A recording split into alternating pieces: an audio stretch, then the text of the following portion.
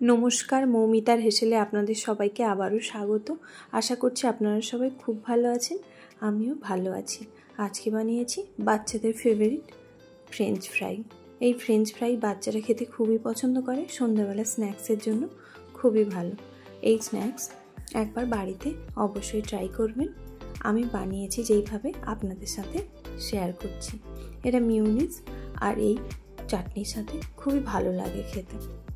আমি যেরকমভাবে বানিয়েছি, প্রথমেই নিয়েছি 3টে বড় সাইজের আলু, একই রকম সাইজ করে কেটে নিয়েছি। ভালো করে ধুয়ে পরিষ্কার করে নিয়েছি। এদিকে একটা পাত্রতে আমি জলটা গরম করতে বসিয়ে রেখেছিলাম, দিয়ে দিলাম আলুগুলো। জলটা এরকম পরিমাণ দিতে হবে যেন আলুগুলো সব একদমই ডুবে থাকে। সব আলুটা আমার দেওয়া হয়ে গেল।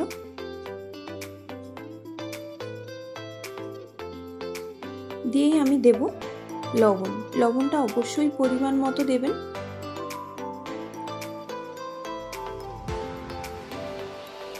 লবণটা দিয়ে বেশ ভালো করে ফুটতে দেব। দেখুন এইরকম ফুটছে, এই অবস্থায় এটা আমি তুলে নিচ্ছি।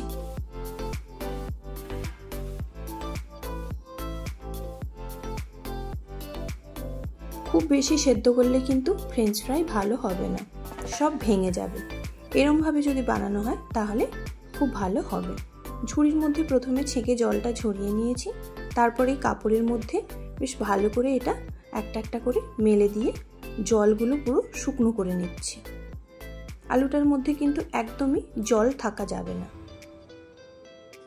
ভালো করে আমি আলুটা দেখুন পরিষ্কার করে মুছে নিচ্ছি, যাতে একটুও না জল থাকে। আর ঠান্ডা করে নিচ্ছি। আলুটা ঠান্ডা করে একদমই জল শুকনো হয়ে গেছে। এবারে এর মধ্যে আমি 1 চামচ আর 1/2 চামচ কর্নফ্লাওয়ার দিয়ে দিলাম।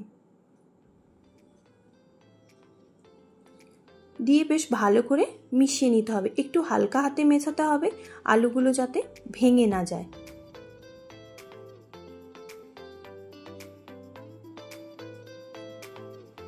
আর কর্নফ্লাওয়ারটা যেন আলুগুলোর মধ্যে খুব ভালো করে মেখে যায়, সেরকম করে এটা মেখে নিতে হবে। দেখুন আলুগুলো আমার একদমই কর্নফ্লাওয়ারের সঙ্গে মাখা হয়ে গেছে। এবার এটা ফ্রাই করব। তার জন্য প্রথমেই একটা আমি ফ্রাই প্যান বসিয়ে দিয়ে দিয়েছি, তার সঙ্গে দিয়ে দিলাম তেল।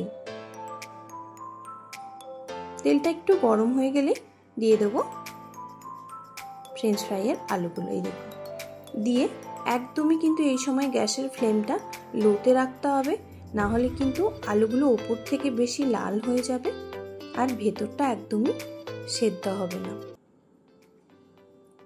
এই ফ্রেঞ্চ ফ্রাই বাচ্চারা খুবই পছন্দ করে, প্লাস বড়রা চা কফির সাথে সন্ধ্যাবেলা স্ন্যাক্স হিসেবে ব্যবহার করতে পারেন।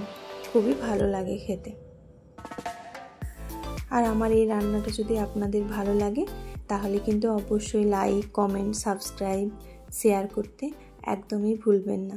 পাশে থাকা বেল বাটনটা অবশ্যই প্রেস করবেন, তাতে করে আমার রান্নার ভিডিওগুলো আপনাদের কাছে খুব সহজেই পৌঁছে যাবে। আলুগুলো এরকমই ধরে বেশ কিছু সময় ধরে ভেজে নিতে হবে।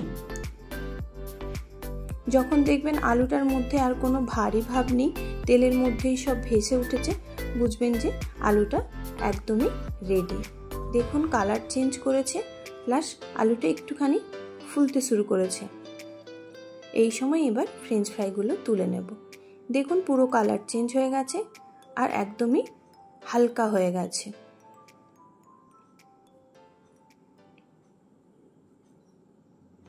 এবারেই সব আমি তুলে নেব।